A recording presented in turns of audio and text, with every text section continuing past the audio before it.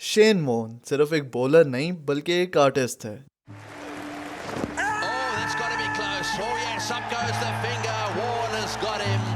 जिस एरा में fast bowlers का दबदबा था दुनियाई क्रिकेट पर, उस एरा में बल्लेबाजों को अपनी घूमती गेंदों पर नचवाया हुआ था शेन वॉर्न ने। जिस टाइम पीरियड में स्पिन बॉलिंग एक डाइंग आर्ट बनती जा रही थी, तब शेन वॉर्न ने आकर इस आर्ट की बुझती शमा को फिर से रोशन किया। Arguably the best spin bowler in the history of cricket. आज वो हमारे बीच में नहीं है, लेकिन उनकी लेगेसी को हमेशा याद रखा जाएगा। लेकिन शेन वॉर्न जितने मशहूर क्रीज पर थे, तो ग्राउंड के बाहर उतने ही बदनाम। गैम्बलिंग, बुकीज के साथ कनेक्शन, डोपिंग की वजह से क्रिकेट से बैन हो जाना, extra marital affairs, intimate scandals और असॉल्ट एलिगेशंस। जितने स्कैंडल से शेन वॉर्न का कैरियर भरा हुआ था, वो कहीं से भी एक क्रिकेटर की कहानी तो नहीं लगती थी। आइए तो जानते हैं उस लेजेंड की कहानी, जहां एक तरफ तो क्रिकेट में उसका नाम गोल्डन वर्ड्स में लिखा जाएगा ही, लेकिन साथ ही ना जाने कितने स्कैंडल्स और कंट्रोवर्सीज का पार्ट रह चुके थे Shane Warne.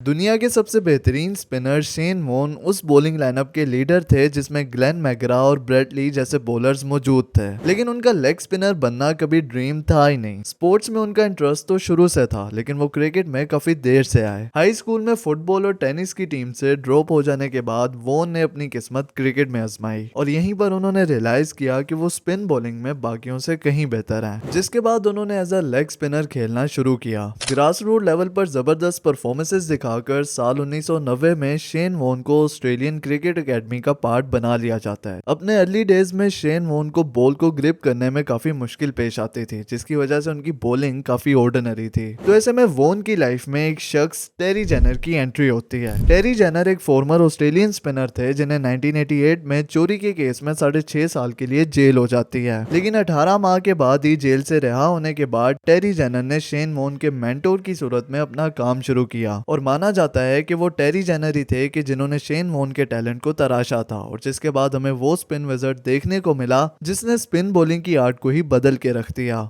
1992 India's tour of Australia, ये वो टेस्ट सीरीज थी जिसमें शेन वॉर्न का डेब्यू होता है। उस सीरीज में ऑस्ट्रेलिया के फर्स्ट चॉइस स्पिनर थे पीटर टेलर, लेकिन सीरीज के पहले 2 टेस्ट मैचेस में सिर्फ 1 विकेट लेकर पीटर ने अपने इर्द गिर्द काफी सवालात उठा दिए थे, जिसकी वजह से थर्ड टेस्ट मैच के लिए शेन वॉर्न को टीम में लाया जाता है। उस वक्त शेन वॉर्न ने डोमेस्टिक में तबाही मचाई हुई थी, लेकिन इंटरनेशनल क्रिकेट को डोमिनेट करने में वॉर्न को भी टाइम था, क्योंकि अपने डेब्यू मैच में वॉर्न रवि शास्त्री की विकेट तो लेते हैं, लेकिन उसके बाद वो सिर्फ एक बॉलिंग मशीन बनकर ही रह गए। 2 टेस्ट मैच खेलने के बाद वॉर्न के फिगर थे 228 रन देकर सिर्फ 1 विकेट, जिसके बाद 5वें टेस्ट मैच से पहले उन्हें ड्रॉप कर दिया गया। उसी साल के श्रीलंका टूर में भी वॉर्न टीम के साथ थे, लेकिन वहां भी वॉर्न को स्ट्रगल करना पड़ा। पहले टेस्ट मैच की फर्स्ट इनिंग्स में वॉर्न के फिगर्स थे 107 रन और बिना विकेट, जिसके बाद शेन वॉर्न अपने उस कैरियर को, जो भी सिर्फ शुरू हुआ था, अपनी आंखों के सामने उसे खत्म होता देख रहे थे। लेकिन फिर सेकेंड इनिंग्स में पहली बार शेन वॉर्न ने अपना जादू दिखाया, और एक स्टेज पर बगैर कोई रन्स दिए श्रीलंका के 3 खिलाड़ी आउट करती है, जिससे श्रीलंका की बैटिंग कोलैप्स कर गई और ऑस्ट्रेलिया वो मैच 16 रन से जीत गया। श्रीलंका के कैप्टन अर्जुना रानाटुंगा ने पोस्ट मैच बोला कि वो बॉलर जिसकी बॉलिंग एवरेज 300 की थी, उसने हमें ये मैच हरवा दिया। ये एक मैच विनिंग परफॉर्मेंस तो जरूर थी, लेकिन ऑस्ट्रेलिया की टीम में अपनी जगह बनाना आसान काम नहीं था। सेकेंड मैच के लिए उन्हें ड्रॉप कर दिया गया, जिसके बाद सीरीज के तीसरे मैच में एक बार फिर शेन वॉर्न विकेटलेस रहते हैं, जिसके बाद शेन वॉर्न को 1 साल तक टीम में अपनी जगह बनाने के लिए स्ट्रगल करना पड़ी। और 1992 के एंड पर वेस्ट इंडीज के दौरा ऑस्ट्रेलिया के सेकंड टेस्ट मैच में वॉर्न को एक बार फिर से आजमाया गया, जहां सेकंड इनिंग्स में 52 रन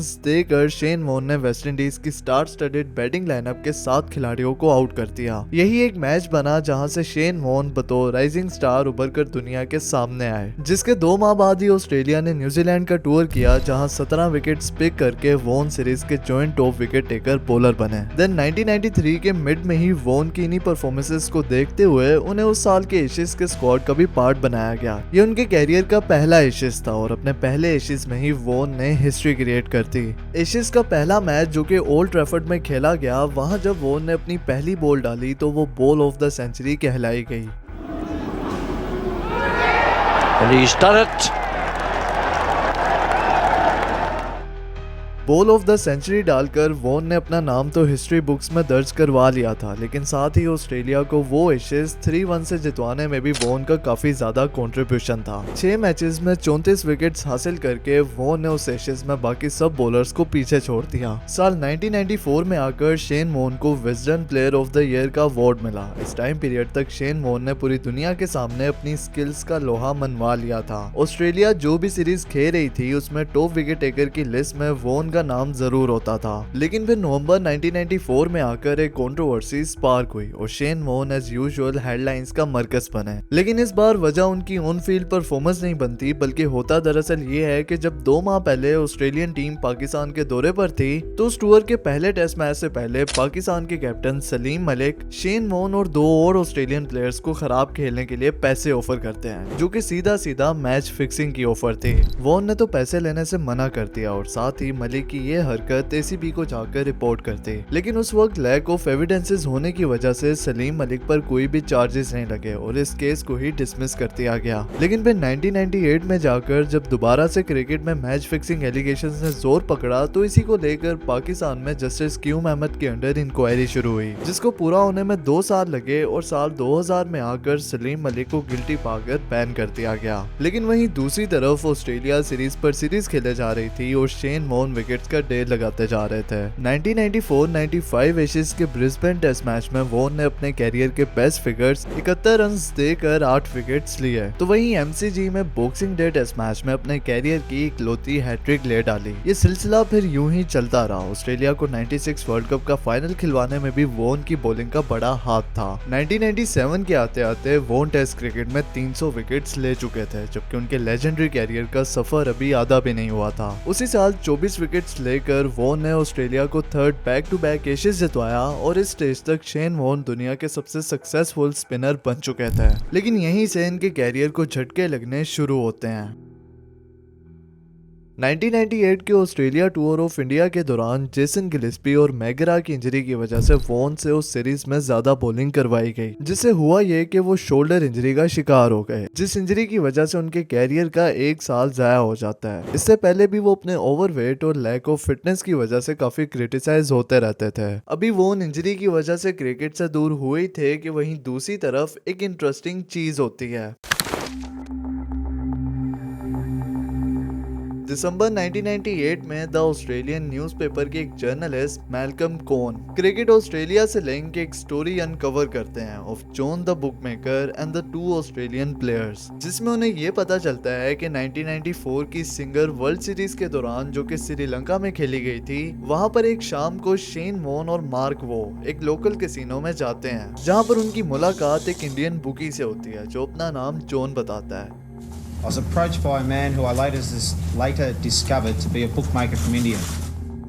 जॉन का मकसद था इन्हें पैसे देकर इनसे मैच की इंफॉर्मेशन निकलवाना, लेकिन अकॉर्डिंग टू मार्क वो दोनों सिर्फ उसे पिच और वेदर की इंफॉर्मेशन देते थे, जबकि उन्होंने टैक्टिक्स और प्लेयर सिलेक्शन की इंफॉर्मेशन नहीं दी थी। और ये डील हो रही थी अराउंड $4000 के। दोनों ने इस तरह से उस बुकी को ये रूटीन इंफॉर्मेशन देने के बारे में किसी को भी नहीं बताया हुआ था। लेकिन लेटर ऑन एसीबी ये डिस्कवर करता है कि श्रीलंका में हुई वर्ल्ड सीरीज के दौरान शेन वॉन और मार्क वो कुछ इलीगल एक्टिविटीज में इन्वॉल्व थे। अब एसीबी नहीं चाहता था कि ये न्यूज पब्लिक हो, क्योंकि एक तो शेन वॉन जिन्होंने सलीम मलिक पर एलिगेशंस लगाए थे, वो खुद उस पाकिस्तान टूर से 1 माह पहले होने वाली सीरीज में बुकीज के साथ इन्वॉल्व पाए गए थे, और दूसरा ये कि इस न्यूज के सामने आने से इन दोनों प्लेयर्स के बैन की डिमांड की जाती है, जिसकी वजह से एसीबी इस खबर को ही दबा देता है और इस मैटर पर इंटरनली इन्वेस्टिगेशन कंडक्ट करके 1995 में इन दोनों प्लेयर्स पर फाइन इम्पोज कर देता है। लेकिन जब 1998 में मैल्कम कोन ने ये स्कैंडल अनकवर किया तो उन्होंने एसीबी के सीईओ मैल्कम स्पीड को थ्रेट किया कि वो स्कैंडल को अपने न्यूज़पेपर में पब्लिश करने जा रहे हैं, जिसके सुनते ही एसीबी स्कैंडल के न्यूज़पेपर में आने से पहले ही एक ब्रीफ स्टेटमेंट पब्लिश करता है, जिसमें उन्होंने एक्सेप्ट किया कि 1994 में उन्होंने 2 प्लेयर्स को फाइन चार्ज किया था और पब्लिकली इसके लिए अपोलॉजीज भी करता है कि उन्होंने इस मैटर को छुपाए रखा। इस इंसिडेंट की वजह से उस टाइम ऑस्ट्रेलियन क्रिकेट की काफी बदनामी भी हुई थी। इस बड़े सेटबैक के बाद वॉन अपना कमबैक करते हैं, जिसके बाद 99 के वर्ल्ड कप के ग्रुप स्टेज और सुपर 6 में वॉन आते ही 12 विकेट्स ले लेते हैं और उसके बाद सेमीफाइनल और फाइनल में 4-4 विकेट्स लेकर ऑस्ट्रेलिया को लॉन्ग वेटेड वर्ल्ड कप जितवाने में भी अपना अहम किरदार अदा करते हैं। एक तरफ जहां क्रिकेट के मैदान में वॉन अपना जादू दिखा रहे थे तो वहीं दूसरी तरफ फेम के नशे ने वॉन को अंधा कर दिया था। साल 2000 में मीडिया पर एक शॉकिंग कंट्रोवर्सी स्पार्क करती है जब शादीशुदा होने के बावजूद एक ब्रिटिश नर्स को भेजे हुए वॉन के एक्सप्लिसिट टेक्स्ट मैसेजेस लीक हो जाते हैं। यह सब पहली बार था कि जब शेन वॉन की रंगीन लाइफ पब्लिक के सामने आई, जिसके चलते हुए शेन वॉन से ऑस्ट्रेलियन टीम की वाइस कैप्टनसी छीन ली गई। ये तो भी सिर्फ शुरुआत थी एक एक करके वॉन के स्कैंडल्स के सामने आने की। एक्सप्लिसिट मैसेजेस वाली कंट्रोवर्सीज के बाद वॉन के एक्स्ट्रा मैरिटल अफेयर्स भी पाए गए। 2003 के वर्ल्ड कप से पहले शेन वॉन एक डोपिंग टेस्ट में भी पॉजिटिव पाए जाते हैं। उन्होंने डायोरेटिक नाम की टैबलेट्स ली थी जो कि ऑस्ट्रेलिया के ड्रग कोड की वायलेशन थी, जिसके नतीजे में उन्हें इंटरनेशनल क्रिकेट से 1 साल के लिए बैन कर दिया गया, जिसके बाद उनकी पर्सनल लाइफ को एक और सेटबैक देखना पड़ा साल 2005 में जब लोरा सेयर्स स्कैंडल सामने आया, जिसकी वजह से वॉन के इसी रंगीन मिजाज और उनके अफेयर से तंग आकर उनकी वाइफ ने उनसे डिवोर्स ले लिया, जिसके बाद वॉन एक ब्रिटिश मॉडल को डेट करने लग गए, लेकिन वो एंगेजमेंट भी टूट गई। नो डाउट शेन वॉन की पर्सनल लाइफ तो मैच थी, लेकिन क्रिकेट के मैदान में आकर कहानी बदल सी जाती थी।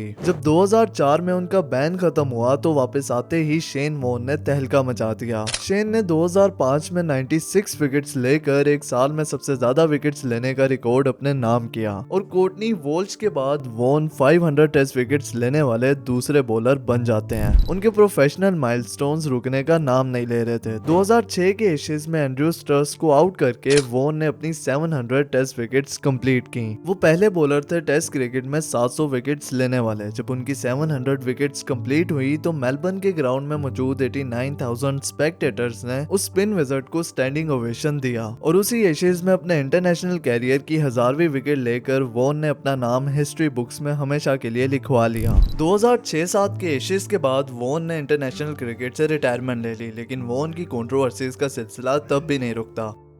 शेन वॉन एक मैसिव स्मोकर थे। एक कंपनी निकोरेट के साथ वॉन की डील साइन थी जिसके तहत वॉन को उस कंपनी से हेफ्टी अमाउंट मिली थी स्मोकिंग को क्विट करने के लिए। लेकिन 2008 में वॉन एक बार फिर मीडिया की अटेंशन गेन करते हैं जब उनकी स्मोक करते हुए पिक्चर्स वायरल हो जाती हैं, जो कि निकोरेट के साथ किए हुए कॉन्ट्रैक्ट की खुली वायलेशन थी, जिसकी वजह से वॉन को काफी पब्लिक बैकलैश फेस करना पड़ा। इसके अलावा भी वॉन के डेटिंग स्कैंडल्स के सामने आने का एक लंबा सिलसिला चलता रहा और 2017 में तो आकर वॉन पर एक adult film actress Valerie Fox ने नाइट क्लब में उन पर असोल्ट एलिगेशंस भी लगा दी है, जो कि बात सिर्फ एलिगेशंस तक ही रही। इन शॉर्ट अगर बात करें तो वॉन अपनी पूरी लाइफ में ही स्कैंडल्स के गिर्द घिरे रहे थे, लेकिन एक आर्टिस्ट की आर्ट और उसकी पर्सनल लाइफ को अलग ही रखा जाए तो बेहतर है। शेन वॉन एक अच्छे इंसान तो नहीं थे, लेकिन क्रिकेट में जो लेगेसी अपने पीछे वो छोड़ गए हैं उसकी कोई भी बराबरी नहीं कर सकता।